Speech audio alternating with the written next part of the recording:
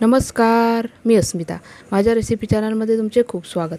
आज आपण बघणार आहोत ढेमसाची सुकी भाजी. चणा डाळ घालून केलेली भाजी आज आपण बघणार आहोत. मी इथे अर्धा किलो ढेमस घेतले आहे. ढेमस फार कोवळे आहे. कोवळे ढेमस कसे ओळखायचे तर मीडियम साईजचे मी इथे ढेमस घेतले आहे आणि ढेमसावर हलके सोनेरी कोवळे केस आहेत. अशी ढेमस निवडून घेतले तर ते आतमधून कोवळे असतात, त्यात अजिबात बिया नसतात. ढेमस आपल्याला कापून घ्यायचे आहे. अशा पद्धतीने ढेमस मी कापून घेतले. मीडियम तुकडे याचे करून घेतले आहेत.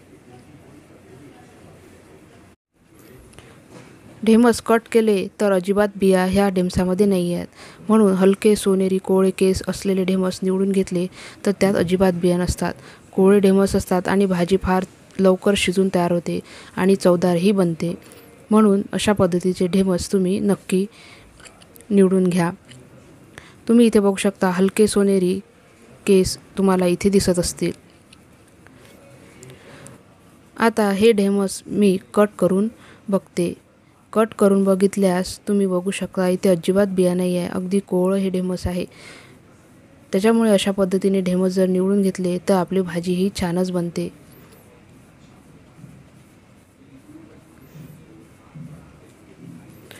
सर्व ढेमस अशा पद्धतीने चिरून घ्यायचे आहेत.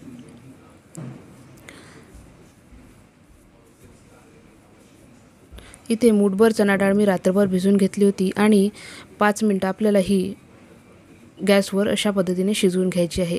डाळ आपल्याला ही साबीतच ठेवायची आहे. तुम्ही ढेमसाबरोबर सुद्धा ही डाळ शिजवून घेऊ शकता. अगदी 5 मिनिटात ही डाळ अशा पद्धतीने सॉफ्ट होते, पण साबीतच राहते आणि ढेमसामध्येही फार छान लागते.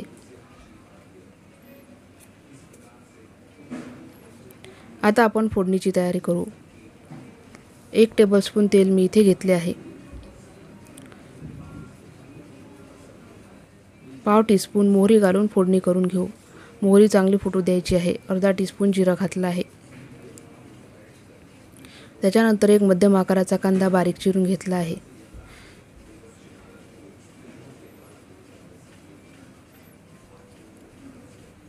चणा डाळ असल्यामुळे पाव टीस्पून हिंग घातला आहे.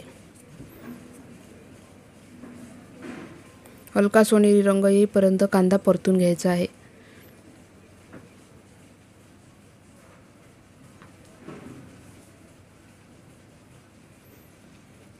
एक टीस्पून आलं लसूण पेस्ट घातली आहे. मिनिटभरात आलं लसूण पेस्ट ही परतून होते.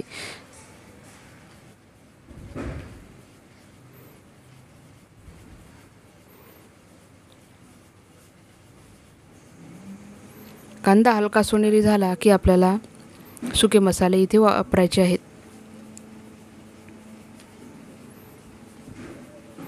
अर्धा टीस्पून हळद, 1 टीस्पून धने जिरे पूड, त्याच्यानंतर चवीप्रमाणे इथे लाल तिखट घालायचं आहे. मी इथे 4 टीस्पून लाल तिखट घेतला आहे. तुम्ही तुमच्या आवडीप्रमाणे तिखटाचं प्रमाण कमी जास्त करू शकता. अगदी पाव टीस्पून इथे काळा मसाला घातला आहे. साधी सोपी फोडणी घालून केलेली ही ढेमसाची भाजी अगदी चविष्ट होते. नक्की करून बघा.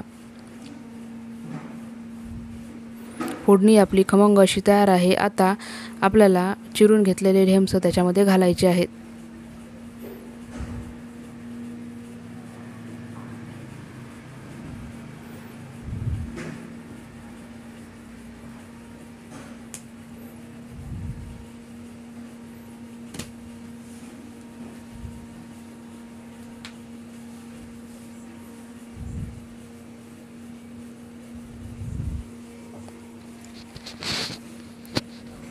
आता शिजवून घेतलेली चणा डाळ आपल्याला भाजीमध्ये घालायची आहे. पाणी थोडंसं निथळून घ्यायचं आहे आणि अगदी 2 ते 3 टीस्पून पाणी आपल्याला इथे वापरायचं आहे. थोडी भाजी सरसरीत आवडत असेल तर चणा डाळीबरोबर शिजवलेलं पाणी तुम्ही इथे घालू शकता. भाजी चांगली शिजवून घ्यायची आहे. चवीप्रमाणे मीठ घालायचं आहे. अशा पद्धतीने आधी चणा डाळ शिजवून घेतली की लवकर भाजी ही झटपट शिजून तयार होते. फार जास्त वेळ लागत नाही. चणा डाळ शिजेपर्यंत ढेमस आपल्याला कापून होतात आणि भाजी झटपट तयार होते. चवीप्रमाणे मीठ घातल्यानंतर ढेमस सॉफ्ट होईपर्यंत आपल्याला स्लो गॅसवर शिजवून घ्यायचे आहेत.